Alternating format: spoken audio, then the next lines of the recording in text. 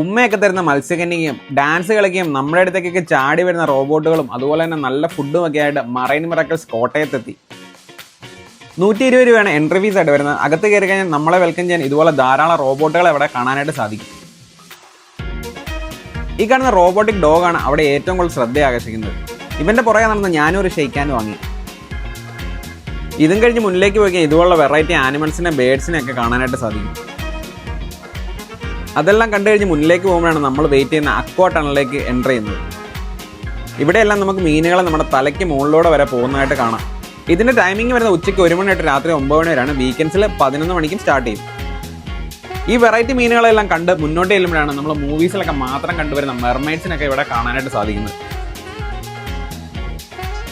ഇതെല്ലാം കണ്ട് മുന്നിലേക്ക് ചെല്ലുമ്പോൾ വെറൈറ്റി സ്റ്റാളുകളാണ് വീണ്ടും നമ്മളെ കാത്തിരിക്കുന്നത്. നമുക്ക് വീട്ടിലേക്ക് ആവശ്യമായ നിരവധി സാധനങ്ങളും കുട്ടികൾക്കും ഒക്കെ കളിക്കാൻ പറ്റിയ ഐറ്റംസും എല്ലാം ഇവിടെ അവൈലബിൾ ആണ്. ഈ സ്റ്റാളൊക്കെ ഇറങ്ങി മുന്നിലേക്ക് ചെല്ലുമ്പോൾ നല്ല ഫുഡ് അടിക്കാം. അതുപോലെ തന്നെ പുറത്തേക്ക് ഇറങ്ങിയാൽ കുട്ടികൾക്കും മുതിർന്നവർക്കും ആയിട്ട് നല്ല ഫൺ റൈഡുകളും ഇവിടെ ഉണ്ട്.